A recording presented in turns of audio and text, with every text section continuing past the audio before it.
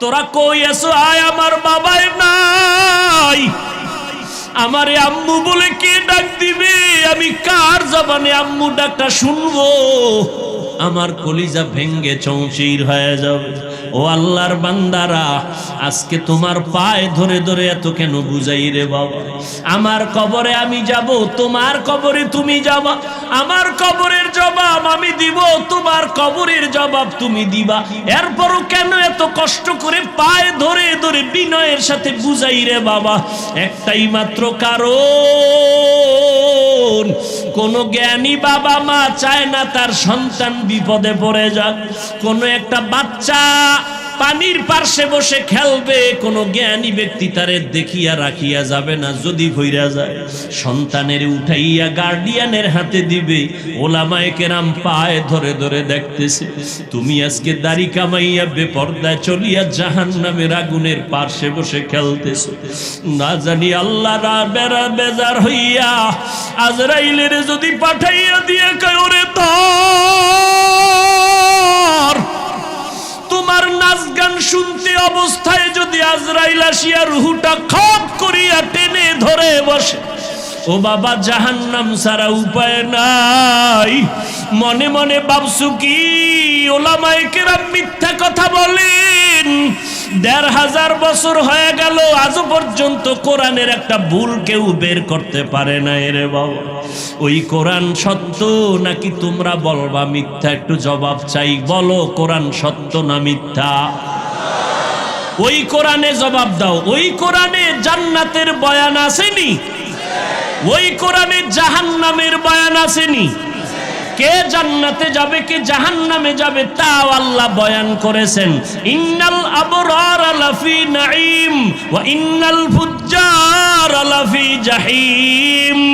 নেক আমলওয়ালারা জান্নাতি, গুনাহ যারা করবে তারা জাহান্নামী।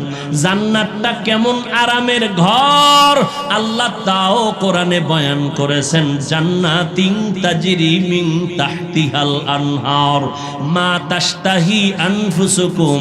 আবার জাহান্নামটা কেমন ভয়ঙ্কর আল্লাহ তাও কোরআনে বলেছেন।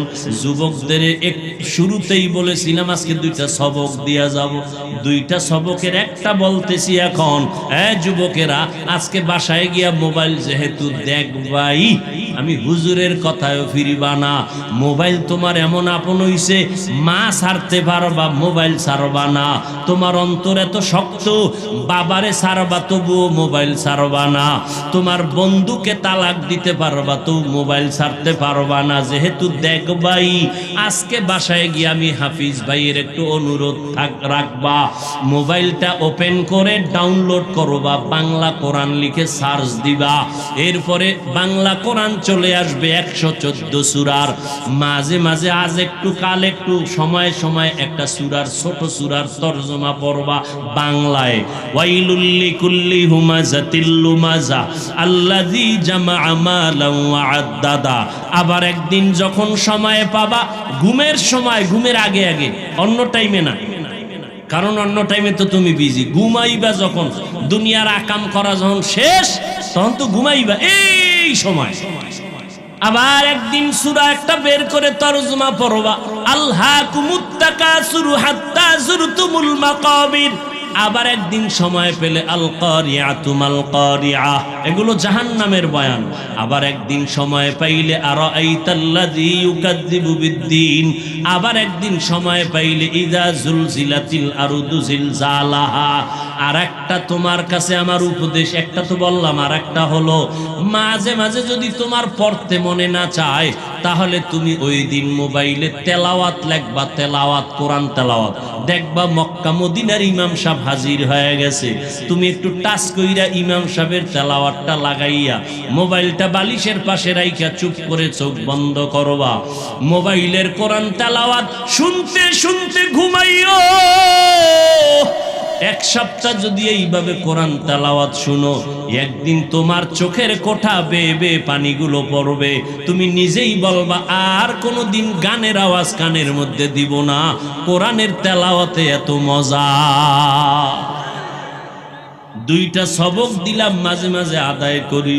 সেদিন রাজশাহী গেলাম, বিমান থেকে নাইমা নওগাঁ বয়ানে যাব, তাড়াহুড়া, টাইম কম, ডিলে হয়েছে 2 ঘন্টা বিমান। বিমান থেকে নাইমা গাড়িতে উঠবো, ওলামায়ে কেরাম রেডি, আমাকে নিবে। একটা যুবক ছেলে দাঁড়াইয়া আঞ্জা করে দিছে, আমার বুকের সাথে বুক লাগাবে। কি ও যুবক, কে তুমি, নাম কি? এই নাম। কি করো? রাজশাহী বিশ্ববিদ্যালয়ে পড়ি। কি পড়ো? ইসলামী স্টাডিজ নিয়ে লেখাপড়া করি। কি চাও? কয় হুজুর দয়া করে আমাকে মাফ করে দেন, আমি তোমারে চিনি না রে বাবা। কিসের মাফ? বলে আমি আপনার বিরুদ্ধে বহু লেখালেখি করেছি, অজস্র ভাষায় গালাগালি ফেসবুকে করেছি, বুঝি নাই হুজুর, আমারে আপনি মাফ করে দেন। আমি বললাম ঢাকাতে মাদ্রাসায় যাইও, মাঝে মাঝে দেখা করো, নামাজ পড়িও। কয় না হুজুর, আপনি মুখ দিয়ে অন্তরে মাফ করে দিয়েছি। আমি বললাম ঠিক আছে যাও। কয় না, বলতে হবে। আমি বললাম ঠিক আছে, আল্লাহ মাফ করুক। বলে না, আল্লাহ মাফ করবে কিনা আমাকে বলেন। এইভাবে বলিয়া বলে একটু বুকটা মিলাইতে চাই। বললাম মিলাও। যুবকটারে বিদায় দিলাম। কার কথায় কখন হেদায়াত হবে জানা নাই। এ যুবক, কেন কার কথায় পড়িয়া তুমি একজন আলেমকে দূরে ভাবতেছো, আর একজনকে কাছে ভাবতেছো? মরিয়া গেলে তোমার আপন বন্ধুটাও খবর নিবে না। তোমার বন্ধুটা মোবাইলের থেকে তোমার নাম্বারটা ডিলিট করে ফেলবে। কেমন বন্ধু? নাম্বারটা ডিলিট করে ফেলবে। কিন্তু একজন আলেমের যদি মোহাব্বত করিয়া যাও, ওই আলেমটা যতদিন মোনাজাত দিবে, তোমারে দোয়া না করিয়া মোনাজাত দিবে না। পায়ে হাত রেখে বলি রে যুবক, আমার নবীর আর কাদাস না রে যুবক, দাড়িটা কাটিয়া নবীর কষ্ট দিস না রে ভাই। নামাজের আজানটা শুনিয়া মসজিদের দিকে আগাইয়া যা, মা বাবার দোয়া নিয়ে চলিস। এই চেয়ারে মা বাবার দোয়া ছাড়া বসতে পারি নাই রে যুবক। মা বাবার দোয়া ছাড়া পরীক্ষায় ভালো নাম্বার পাও নাই। মা বাবার দোয়া ছাড়া আজকে তুই টাকার মালিক হতে পারো নাই, বাড়ি গাড়ির মালিক হতে পারো নাই। আমার নবীর বিরোধিতা করিও না, সুন্নতের আমলটা ধরো, 5 বেলার নামাজ পড়ো, আলেম ওলামার দোয়া নিয়ে চলো, অন্তরে তওবা করো পিছনের গুনার কথা স্মরণ করে। এরে যুবক, আল্লাহর গোলাম, পাও দুটো যদি আগাইয়া দিতি, আল্লাহর কসম, পা ধরে ধরে আমি পায়ে হাত রেখে বলে যাইতাম, আমি পায়ে হাত রেখে বলে যাইতাম, ও যুবক, আমার আল্লাহর মোহাব্বতের নেয়ামতের কানের পাওয়ার গান শুনিয়া নষ্ট করিস না। যুবক, বিদায় বেলা দুটো সবক দিয়া যাই। মাঝে মাঝে মানিস ডেলি পারবি না, কারণ বাবায় মান্নত করছে মোবাইল দিয়া জাহান্নামে নিবে। আমি বান্দার বয়ানে মোবাইল থেকে ফিরবি না রে যুবক।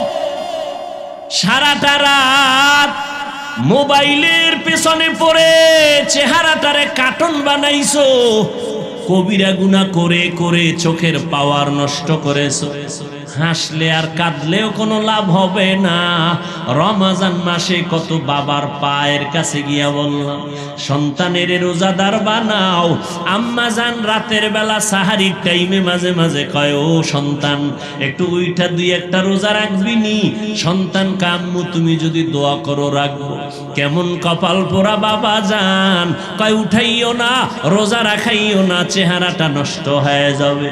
ওই আব্বা জানের যদি জিজ্ঞাসা করি, বাবা তোমার সন্তান রোজা রাখলে চেহারা নষ্ট হবে, আর আজ মোবাইল চালাইয়া রাত সারাটা রাত কবিরা গুনাহ করে করে করে করে করে করে চেহারাটা নষ্ট করে ফেললো, ব্রেনের উপরে এফেক্ট লাগলো, হার্ট দুর্বল, কিডনি দুর্বল, চোখের পাওয়ার নাই, মাথা ব্যথা বেড়ে গেল, বুকে ব্যথা বেড়ে গেল, পড়তে বসলে মনে চায় না, মাথা ঘুরায়, মোবাইলের কারণে সব নষ্ট।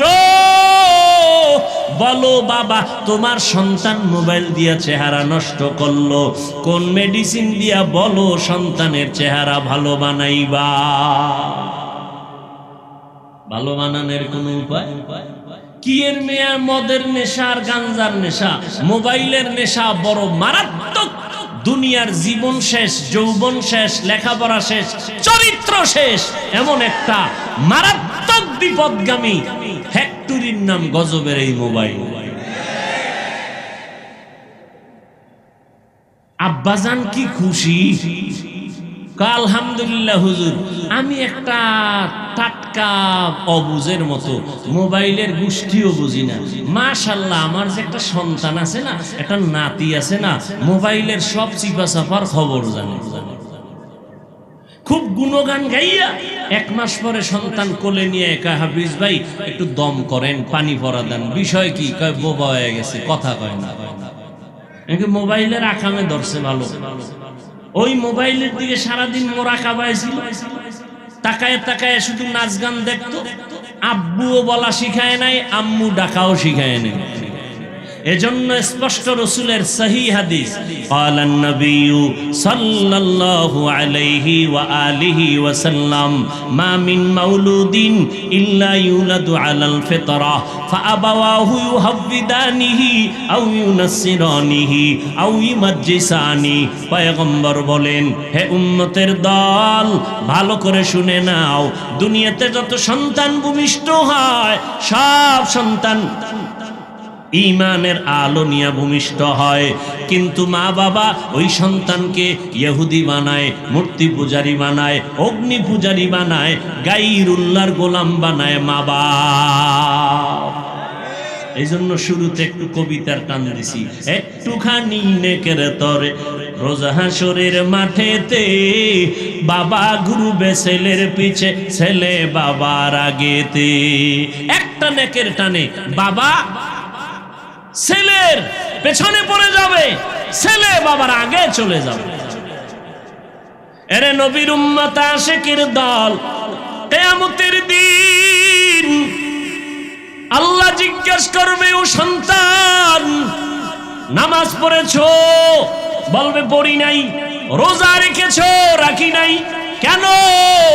সন্তান আল্লাহর দরবারে মা বাবার বিরুদ্ধে আরজি বা মামলা পেশ করবে, রব্বানা ইন্না আতা'না সাদাতানা ওয়া কুবারানা ফাআদাল্লুনাস সাবিলা। আল্লাহ আমার কোনো দোষ নাই, ধরলে আব্বারে ধরো। কেন? কোনদিন আমার মা বাবায় নামাজের দাওয়াত দেয় না। এরে সামনাগরের মুমিনের যুবক, আমি পটিয়া মাদ্রাসায় বয়ান করেছিলাম গত বছর। বলেছিলাম দুনিয়ার মানুষ সম্মানের চেয়ারে বসাইতে আগে যোগ্যতার যাচাই করে, তারপরে চেয়ারে বসায়, আর আমার আল্লাহ চেয়ারে বসাইয়া যোগ্যতা দেয়। ব্যবধান আছে না নাই?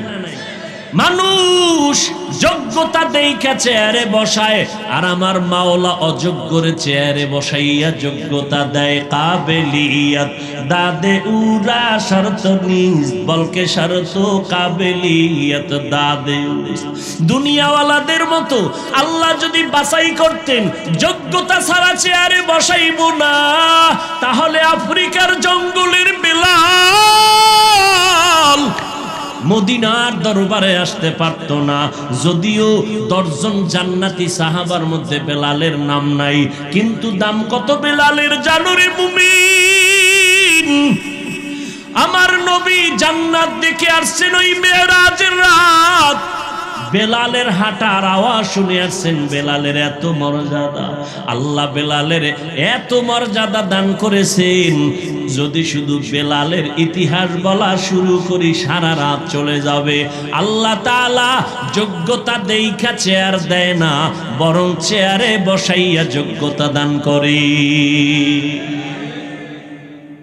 এরে যুবক, সন্তান বলবে আমার মা বাবাকে আটকাইয়া দাও। কোনদিন মা বাবা আমারে নামাজের দাওয়াত দেয় নাই, জুমার মসজিদে যাওয়ার জন্য বলে নাই, নামাজের কথা বলে নাই। অথচ নবী বলেন, ও উম্মতের দল, বাচ্চার বয়স যখন 7 বছর হবে, 6 বছর, নামাজের মুসাল্লায় দাঁড় করায়া দাও। 10 বছরের সময় একটু শাসন লাগলে করায় নামাজের মুসাল্লায় উঠাও, কারণ বড় হয়ে গেলে কন্ট্রোলে নিতে পারবা না, তখন তোমার বিপদ ঘাড়ে চেপে বসবে। মাত্র কয়েক মাস আগে ফেসবুক শরীফের গোলাম সাহেবরা সবাই জানেন, কয়েক মাস আগে ঢাকা বাড্ডা থানার ভেতরে দুইটা বড় বড় শিক্ষিত আজদাহা সন্তান রেখে বাবায় কোটি টাকার সম্পদ রেখে মরে গেল। বাবার লাশটা রাস্তায় পড়ে রইল ঘরের দরজায়। দুইটা সন্তান বাবার টাকা পয়সা নিয়ে ঝগড়ায় সারাটা দিন পার করলো, বাবার লাশটা দাফনের মতো চিন্তা কোনো সন্তান করে নাই। এমন কুলাঙ্গার সন্তান জন্ম দিয়া কি লাভ হবে বলো? এমন কুলাঙ্গারের বাবা দাবি করলে কি লাভ হবে বলো? ও যুবক, ও বাবাজি, ও পর্দার আড়ালের আম্মা জানেরা, আসেনি? আম্মা জানেরা আছে? এরে আম্মা জান, আপনাদের কত সম্মান আপনারা জানেন? আপনারা নবীদের মায়ের মতো মা, সাহাবায়ে কেরামের মায়ের মতো মা, আপনারা যে কোরআনের মায়ের মতো মা। এই স্টেজের ভিতরে হাফেজে কোরআনের মাথায় পাগড়ি দেওয়া হলো, এদের মা বাবার জীবনটা কত ধন্য। কিয়ামতের দিন আমার আল্লাহ নূরের তাজ তাদের মাথায় পড়ায় দিবে। হাফেজে কোরআনের ডাকবেরান বলবেন, ইউকালু লি সাহিবিল কোরআন ইকরা ওয়ারতাকি। এই কোরআন হাফেজ, একটা আয়াত পড়ার এক এক তালা বিল্ডিং এ উঠতে থাকো। এভাবে তুমি যাও, তবে একা যাইও না, তুমি 10 জনের জন্য গুনাহগার জাহান্নামীর সুপারিশ করো। আমি কোরআনের বরকতে 10টা জাহান্নামীকে জান্নাত দিয়া দিব। আতিনা ফি দারে দুনিয়া না হাসান, আতিনা ফি দারে উকবা না হাসান, ইয়া গিয়াসাল মুস্তাগীসি নাহদিনা লফতিখারা বিল উলুমে ওয়াল গিনা। হর গরিদে নেকো তু তৈয়ার হে, जो न मांगे उससे तू बेजार है। মা বাবার বিরুদ্ধে সন্তান বলবে, আল্লাহ আমার মা বাবাকে আটকাইয়া দাও। ও পর্দার আড়ালের আম্মা জানেরা, আজকে হাফিজুর রহমানের বয়ান শুনতে আসছেন। আমি সন্তানকে আমার আব্বারে কে চিনতো? ওই কুয়াকাটা বঙ্গোপসাগরের কিনারা থেকে আজ আপনাদের শ্যামনগর, নাকি শ্যামনগরের হাজারো লাখো মানুষের সামনে চেয়ারে বসাইছেন কে? আমার মালিক। বাহাদুরি করার কোনো উপায় নাই রে ভাই।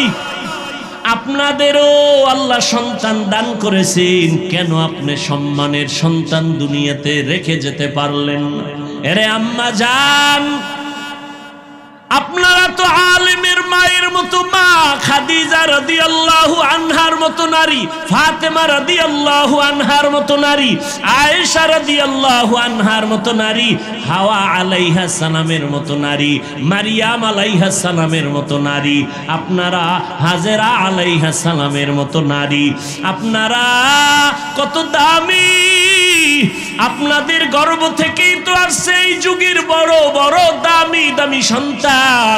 কই আপনার সন্তান ডাক্তার হবে আলহামদুলিল্লাহ, আপনার সন্তান ইঞ্জিনিয়ার হবে আলহামদুলিল্লাহ। আমি কলিজা দিয়া দোয়া করে যাই গো ভাই, আপনার সন্তান বড় প্রফেসর হবে আলহামদুলিল্লাহ, আপনার সন্তান একজন এসপি হবে, একজন ডিসি হবে আলহামদুলিল্লাহ। বানাইয়েন, যুবকেরাও ডাক্তারি পড়িও ছাইরো না, কারণ আমগো দেশে আলেম ওলামার অভাব নাই, আদর্শ ডাক্তার আর ইঞ্জিনিয়ারের বড় অভাব। আমার দেশে আদর্শ ডিসি সাহেবের অভাব, আমার দেশে আদর্শ এসপিদের অভাব। আজকে যদি আমার দেশে প্রত্যেকটা জেলা থানার ওসি ডিসি এসপি 5 ওয়াক্ত নামাজি হইতেন, ময়দানে কোরআনের কথা বলতে কোনো অনুমতি লাগতো না। ঠিক কিনা বলো? আলেম লাগবে না। আরে বইন, আলেম লাগবে না। আলেম এত বেশি হইছে এখন, খালি ভেজাল আর ভেজাল। কথা ঠিক না? আউযুবিল্লাহ না পারে ফতোয়া একটা দিয়ে দিছে, আছে না নাই? আল্লাহ হেদায়েত দান করুন।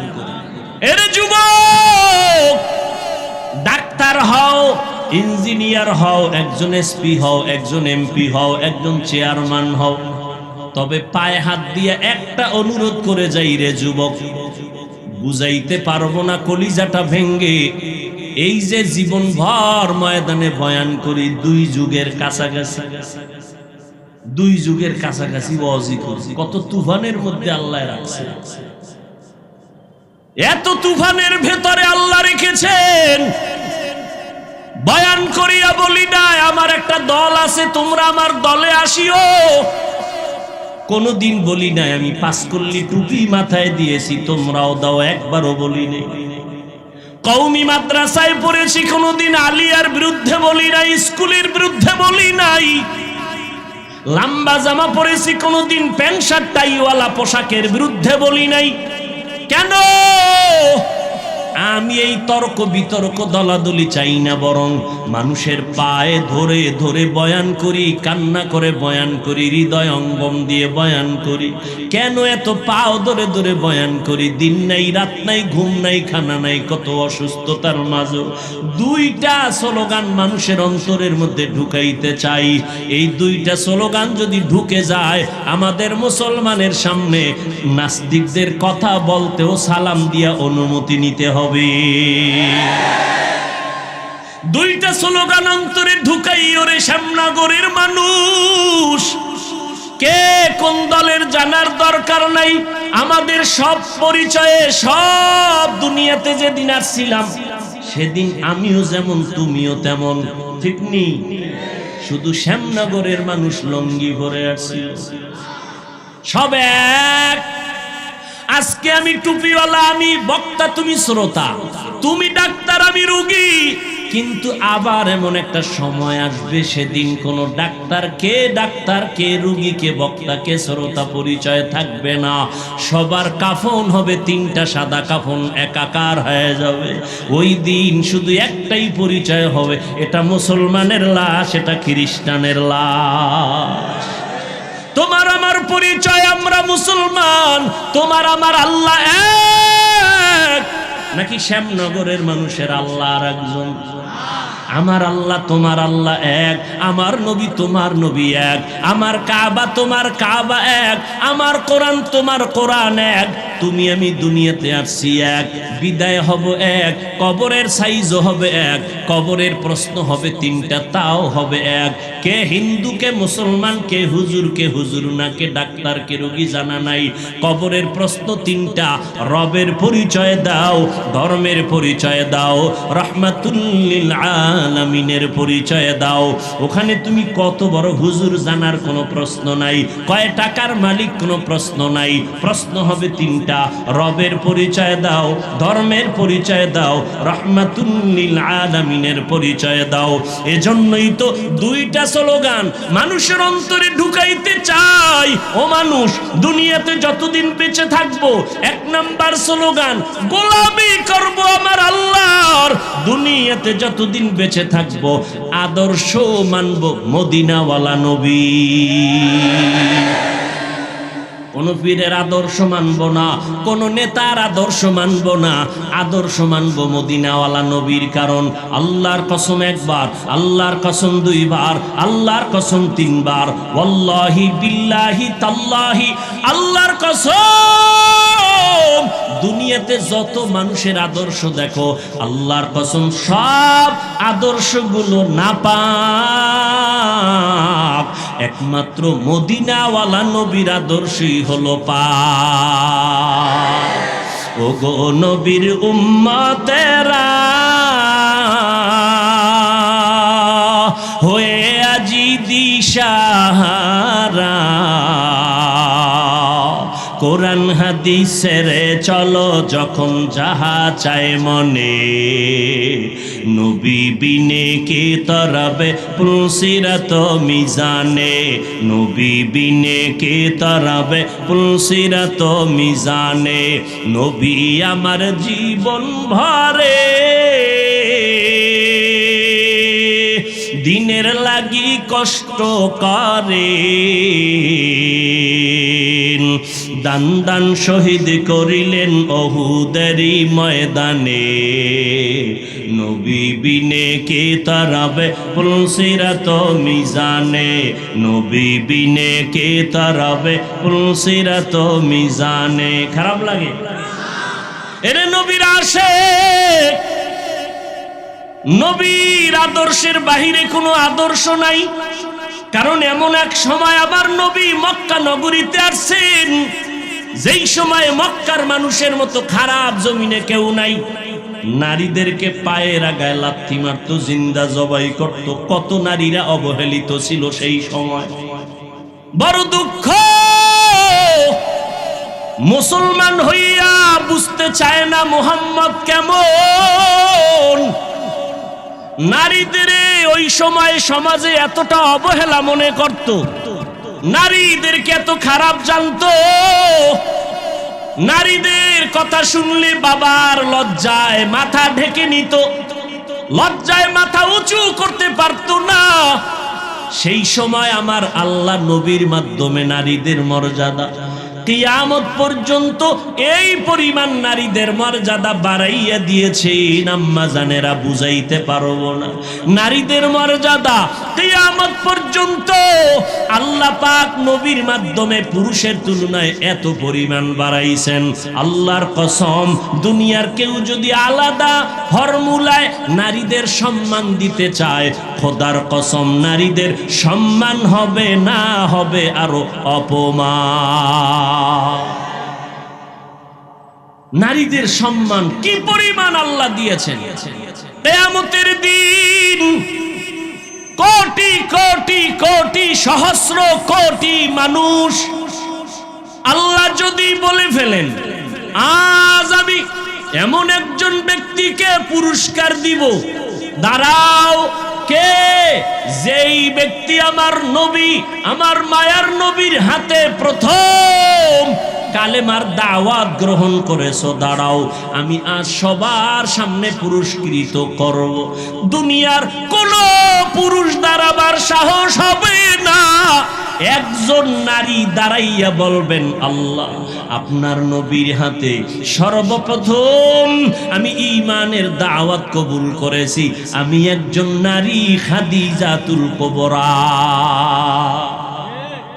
আল্লাহ যদি বলেন আমার নবীর দ্বীন জিন্দা রাখার জন্য বুকের তাজা রক্ত কে ঢেলে দিয়েছো, শাহাদাতের পেয়ালা পান করেছো, একটু দাঁড়াও, আমি পুরস্কার দিব সবার সামনে।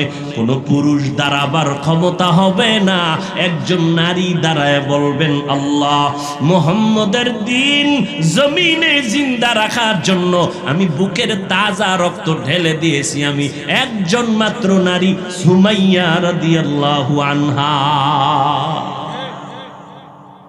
এরে আম্মা জান, মনটা কি চায় না একটা আদর্শ ডাক্তারের মা হয়ে যাবেন? ও যুবক, ডাক্তার, ইঞ্জিনিয়ার, প্রফেসর হও, তবে পায়ে ধরে বললাম বেয়াদব হইও না। তোমার ব্যবহারে যেন কোনো আলেম কষ্ট না পায়। এই যুবক, ভালো করে শুনো, তোমার ব্যবহারে যেন এলাকার কোনো মুরব্বী কষ্ট না পায়, তোমার ব্যবহারে যেন মা বাবা কষ্ট না পায়, বরদোয়া না করে।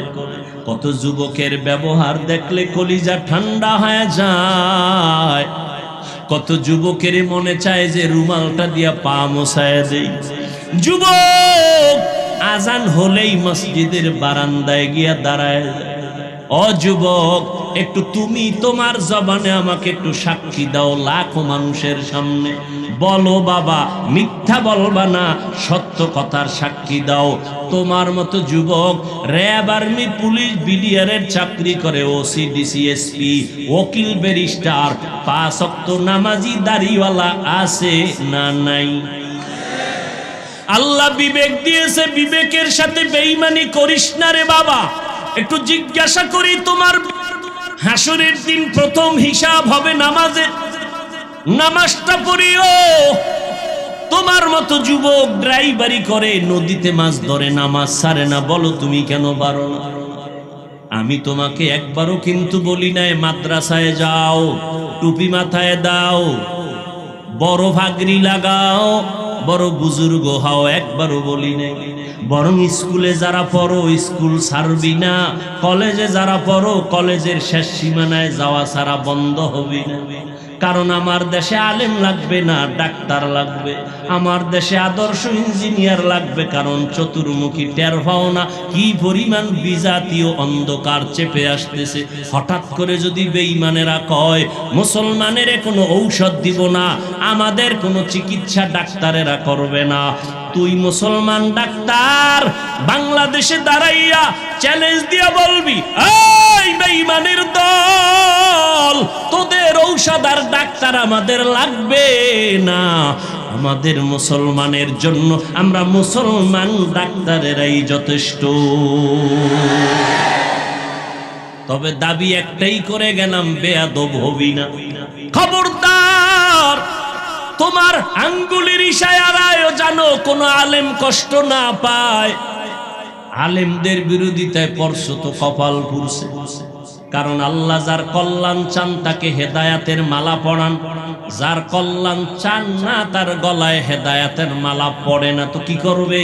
তার প্রথম নমুনা, আল্লাহ কার হেদায়াত চায় না তার প্রথম নমুনা আলেমের বিরোধিতা করা। এই যুবক, মায়ের অনুমতি নিয়ে তারপরে আলেমের বিরুদ্ধে ফেসবুকে লেখিস। মা যদি কয়, দুনিয়াতে এমন কোন মা পাবি না যে বলবে আলেমের গালি, একটা মাও ভাবি না।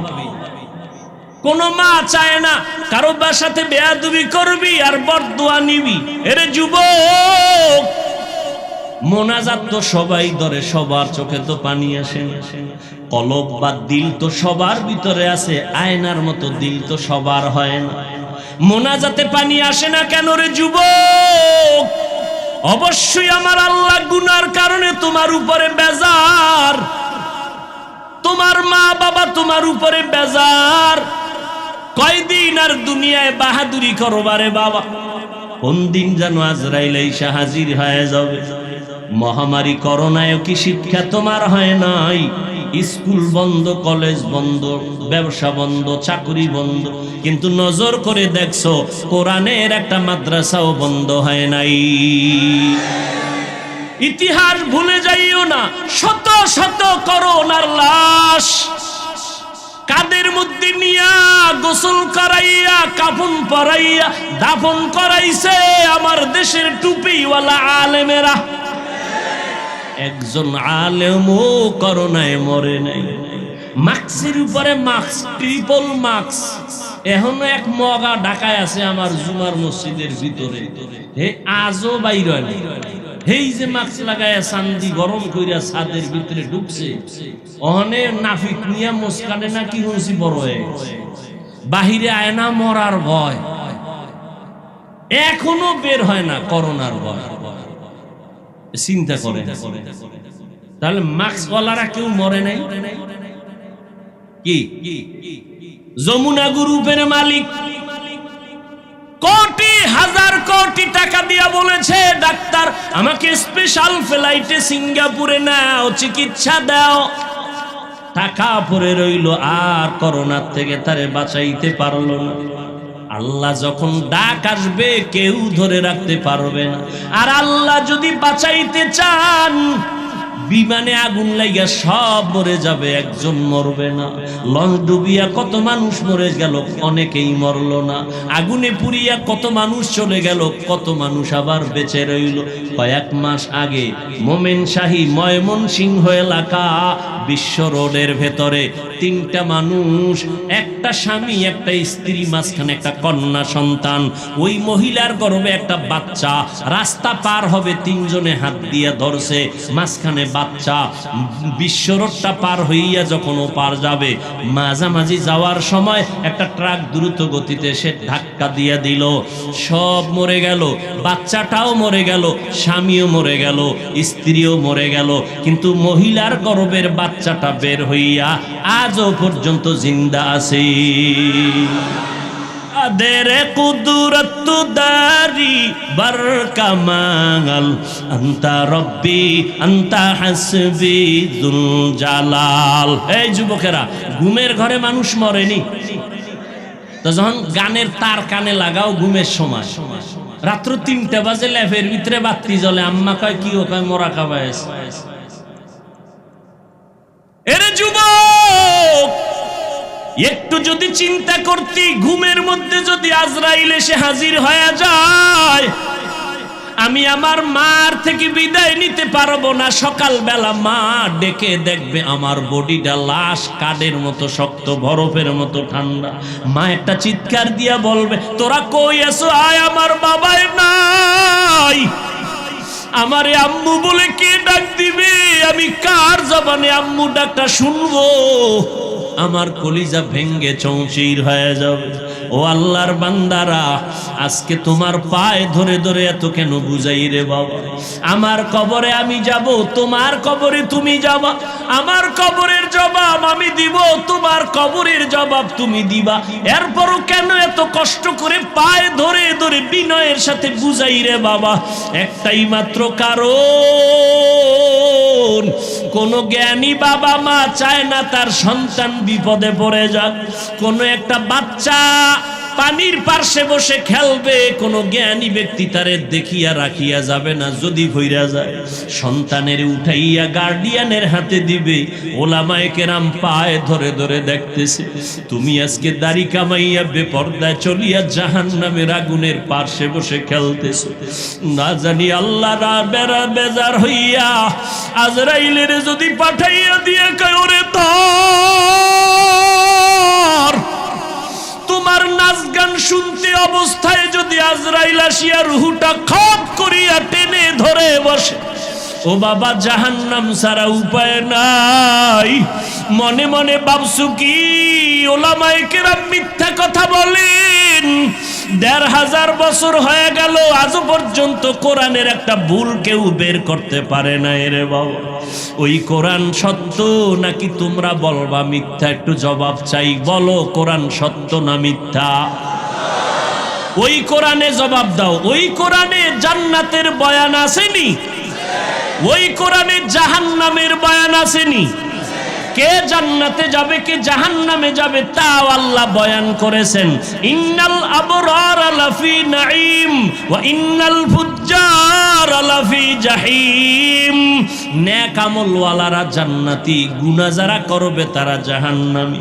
জান্নাতটা কেমন আরামের ঘর আল্লাহ তাও কোরআনে বয়ান করেছেন। জান্নাতিন তাজরি মিন তাহতিহাল আনহার মা তাশতাহি আনফুসুকুম।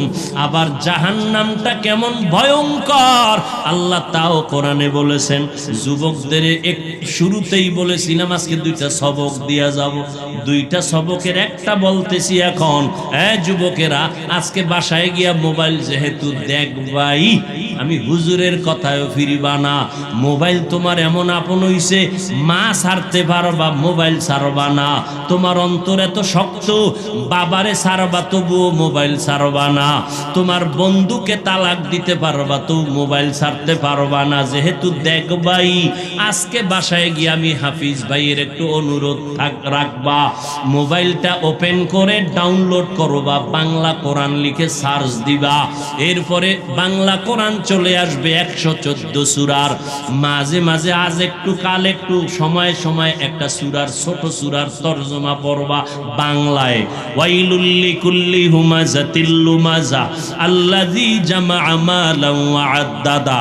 আবার একদিন যখন সময় পাবা, ঘুমের সময়, ঘুমের আগে আগে, অন্য টাইমে না, কারণ অন্য টাইমে তো তুমি বিজি। ঘুমাইবা যখন, দুনিয়ার আকাম করা যখন শেষ, তখন তো ঘুমাইবা। এই সময় আবার একদিন সূরা একটা বের করে তরজমা পড়বা, আলহাকুমুত তাকাসুরু হাত্তা যুরতুমুল মাকাবির। আবার একদিন সময় পেলে আল কারিআতু মাল কারিআ, এগুলো জাহান্নামের বয়ান। আবার একদিন সময় পাইলে আরাআইতাল্লাযী ইউকাযযিবু বিদ্দীন। আবার একদিন সময় পাইলে ইযা জুলজিলাতিল আরদু জিলজালাহা। আর একটা তোমার কাছে আমার উপদেশ, একটা তো বললাম, আর একটা হলো মাঝে মাঝে যদি তোমার পড়তে মনে না চায় তাহলে তুমি ওই দিন মোবাইলে তেলাওয়াত লেখবা, তেলাওয়াত, কোরআন তেলাওয়াত, দেখবা মক্কা মদিনার ইমাম সাহেব হাজির হয়ে গেছে। তুমি একটু টাচ কইরা ইমাম সাহেবের তেলাওয়াতটা লাগাইয়া মোবাইলটা বালিশের পাশে রাইখা চুপ করে চোখ বন্ধ করবা, মোবাইলের কোরআন তেলাওয়াত শুনতে শুনতে ঘুমাইও। এক সপ্তাহ যদি এইভাবে কোরআন তেলাওয়াত শুনো, একদিন তোমার চোখের কোঠা বেয়ে বেয়ে পানিগুলো পড়বে। তুমি নিজেই বলবা আর কোনোদিন গানের আওয়াজ কানের মধ্যে দিব না, কোরআনের তেলাওয়াতে এত মজা। দুইটা সবক দিলাম, মাঝে মাঝে আদায় করি। সেদিন রাজশাহী গেলাম, বিমান থেকে নাইমা নওগাঁ বয়ানে যাব, তাড়াহুড়া, টাইম কম, ডিলে হয়েছে 2 ঘন্টা বিমান। বিমান থেকে নাইমা গাড়িতে উঠবো, ওলামায়ে কেরাম রেডি, আমাকে নিবে। একটা যুবক ছেলে দাঁড়াইয়া আঞ্জা করে দিছে আমার বুকের সাথে বুক লাগাবে। কি ও যুবক, কে তুমি, নাম কি? এই নাম। কি করো? রাজশাহী বিশ্ববিদ্যালয়ে পড়ি। কি পড়ো? ইসলামী স্টাডিজ নিয়ে লেখাপড়া করি। কি চাও? কয় হুজুর দয়া করে আমাকে মাফ করে দেন, আমি তোমারে চিনি না রে বাবা। কিসের মাফ? বলে আমি আপনার বিরুদ্ধে বহু লেখালেখি করেছি, অজস্র ভাষায় গালাগালি ফেসবুকে করেছি, বুঝি নাই হুজুর, আমারে আপনি মাফ করে দেন। আমি বললাম ঢাকাতে মাদ্রাসায় যাইও, মাঝে মাঝে দেখা করো, নামাজ পড়িও। কয় না হুজুর, আপনি মুখ দিয়ে অন্তরে মাফ করে দিয়েছি। আমি বললাম ঠিক আছে যাও। কয় না, বলতে হবে। আমি বললাম ঠিক আছে, আল্লাহ মাফ করুক। বলে না, আল্লাহ মাফ করবে কিনা আমাকে বলেন। এইভাবে বলিয়া বলে একটু বুকটা মিলাইতে চাই। বললাম মিলাও। যুবকটারে বিদায় দিলাম। কার কথায় কখন হেদায়াত হবে জানা নাই। এ যুবক, কেন কার কথায় পড়িয়া তুমি একজন আলেমকে দূরে ভাবতেছো আর একজনকে কাছে ভাবতেছো? মরিয়া গেলে তোমার আপন বন্ধুটাও খবর নিবে না। তোমার বন্ধুটা মোবাইলের থেকে তোমার নাম্বারটা ডিলিট করে ফেলবে। কেমন বন্ধু? নাম্বারটা ডিলিট করে ফেলবে। কিন্তু একজন আলেমের যদি মোহাব্বত করিয়া যাও, ওই আলেমটা যতদিন মোনাজাত দিবে তোমারে দোয়া না করিয়া মোনাজাত দিবে না। পায়ে হাত রেখে বলি রে যুবক, আমার নবীর আর কাদাস না রে যুবক, দাড়িটা কাটিয়া নবীর কষ্ট দিস না রে ভাই। নামাজের আজানটা শুনিয়া মসজিদের দিকে আগাইয়া যা, মা বাবার দোয়া নিয়ে চলিস। এই চেয়ারে মা বাবার দোয়া ছাড়া বসতে পারি নাই রে যুবক। মা বাবার দোয়া ছাড়া পরীক্ষায় ভালো নাম্বার পাও নাই। মা বাবার দোয়া ছাড়া আজকে তুই টাকার মালিক হতে পারো নাই, বাড়ি গাড়ির মালিক হতে পারো নাই। আমার নবীর বিরোধিতা করিও না, সুন্নতের আমলটা ধরো। 5 বেলার নামাজ পড়ো, আলেম ওলামার দোয়া নিয়ে চলো। অন্তরে তওবা করো পিছনের গুনার কথা স্মরণ করে। আল্লাহকে মনে মনে ডাক দে আর বলো, দয়ার মালিক, আমার মতো গুনাহগার এই প্যান্ডেলে মনে হয় কেউ নাই। গুনার কারণে আমার হাত না পাক, আমার চোখ না পাক, আমার জিহ্বা না পাক, আমার অন্তর না পাক। আল্লাহ আজ তওবার নিয়ত করেছি, আর নামাজ ছাড়বো না, দাড়ি কাটবো না, মা বাবারে কষ্ট দিব না, আলেমদের বিরুদ্ধে যাব না, নবীর সুন্নতের বাইরে চলবো না, মা বাবার দোয়া নিয়ে চলবো। ওই মা বাবারে কষ্ট দিস না রে যুবক। ওই মা বাবারে কত কাদান কাদাইছো, তোর কথায় পড়িয়া কত মা কত বাবায় জানি গোপনে কান্না করেছে। আজকে বাসায় গিয়া মায়েরে পাইলে গিয়া বলবা, মা মাথায় হাত দিয়ে একটু দোয়া করে দাও, আর গুনার কাছেও যাব না। আমার মতো কত যুবক লাশ হইয়া গেল, বাসের নিচে যুবকের লাশ, পানির নিচে যুবকের লাশ। কোন দিন মরণ হবে জানা নাই। আজকে একজনে খবর দিল, আমি তো ফেসবুক চালাই না, জীবনেও বুঝিও না। একজনে আমাকে একটা লেখা পাঠাইলো যে স্কুলে গরমের কারণে একটা ছাত্রী মরিয়া গেছে। জানছেন, অনেক ছাত্রী মরিয়া গেছে। আমি আজকে গাড়িতে আসতে আসতে স্টেজের সময় আমার সাথীদের বললাম, ফেরাউনের যুগে আগুনের বৃষ্টি হয়েছে, বৃষ্টির মধ্যে শুধু আগুন। লূত আলাইহিস সালামের যুগে তার কওমের উপরে পাথরের বৃষ্টি হয়েছে। এত গরম কেন? কি পরিমাণ গুনাহ যে করি আমার আল্লাহ ছাড়া কেউ জানে না। মুহাম্মদের উম্মত যদি না হইতাম বহু আগে মরিয়া যাইতাম। আখিরি নবীর উম্মত হওয়ার কারণে এত গুনার পরেও আল্লাহ আমগো জাগায় মারিয়া ফালান না আযাব দিয়া। অতএব তওবা করো, সবার কপালে তওবা নসিব হবে না। ওমরের মতো বান্দা তরবারি নিয়ে নবীর গর্দান কাটতে গিয়া মুসলমান হয়ে গেল, আর আবু জাহাল 13টা বছর নবীর বয়ান শুনিয়া কালেমা পড়ল না। এই ময়দানে সবাই তওবা করবে না। কেউ বলবে এত বয়ান শুনিয়া লাভ কি, আরো পরে তওবা করব। আর একদল যুবক তওবা করিয়া কান্না করিয়া বাসায় গিয়া বলবে, মা আমারে মাফ করিয়া দাও। আজকে ওয়াজের প্যান্ডেলে কত যুবকের চোখে পানি, আমার চোখে মোনাজাতে কেন পানি আসে নাই? মা তোমার বোধহয় মনে কষ্ট, আমারে তুমি মাফ করে দাও, আর আমি গুনাহ করব না, আল্লাহর বিরোধিতায় করব না, নবীর বিরুদ্ধে যাব না, আলেমদের বিরোধিতায় আর যাব না। জীবনে যত গুনাহ করিয়াই ফালাইছি, আজকে তওবা করব মা বাবার দোয়া নিয়া। যাদের তওবা করার নিয়ত আছে, অন্তরে কোনো মুনাফিকি নাই, দুর্বলতা নাই, খাঁটি তওবা করার নিয়ত যাদের অন্তরে আছে, গলায় ছুরি লাগলে মরিয়া যাব, আর নবীর বিরোধিতা করব না, আলেমের পরামর্শ নিয়ে চলবো, নামাজ পড়বো, মা বাবার দোয়া নিয়ে চলবো। তওবা করার যদি খাঁটি নিয়ত অন্তরে হয়, আল্লাহর ওয়াস্তে আল্লাহর মোহাব্বতে দুটো হাত উঁচু করে দেখাইয়া দাও। আয় আল্লাহ, হাতগুলো কবুল করে নেন, তওবা কবুল করে নেন, তওবার উপরে মজবুত হইয়া চলার তৌফিক দান করেন, আমিন। আলহামদুলিল্লাহি রাব্বিল আলামিন, ওয়াসসালাতু ওয়াসসালামু আলা সাইয়্যিদিল আমবিয়াই ওয়াল মুরসালিন ওয়া আলা আলিহি ওয়া আসহাবিহি আজমাইন। নবীজি বলছেন, প্রত্যেকে দোয়ার শুরুতে যদি 3 বার ইয়া আরহামার রাহিমিন বলিয়া দোয়া করে, ওই দোয়াটা খালি ফেরত যাবে না। জবানটা খুলিয়া মুহাব্বতে সবাই পড়েন, ইয়া আরহামার রাহিমিন, ইয়া আরহামার রাহিমিন, ইয়া আরহামার রাহিমিন। আয় আল্লাহ, গরমের তাপ সইতে পারি না রে মালিক। স্কুলের কোন বোন জানি মরিয়া গেছে গরমে। আয় আল্লাহ, মা বোনদের কত কষ্ট।